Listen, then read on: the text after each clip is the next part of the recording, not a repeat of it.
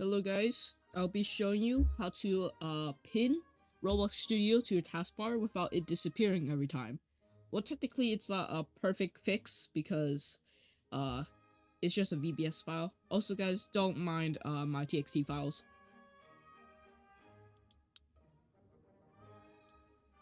If you want to read it yourself, here's the entire thing.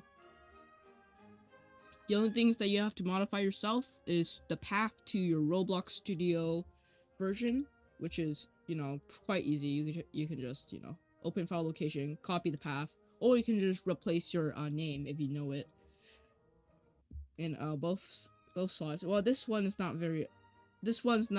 required because it's just a warning if it fails. So what you gotta do is you just got that. You can put it on your desktop or anywhere else. Name it VBS, and then make a shortcut by that, and then you edit it. Gotta what you want to do is you're gonna want to put this in the front. It's gonna WSC script. WScript.Exe, and then after that you put the path of this file. This shortcut is so you can pin it to your taskbar in start menu. As you can see, if you open it, it'll load, but it will not be in the same slot because this is just a VBS file.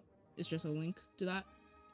If you're wondering what this does, it just scans for the latest version of Roblox Studio. And there you go. You'll never have to worry about repinning your taskbar. Repinning Roblox Studio to your taskbar every update.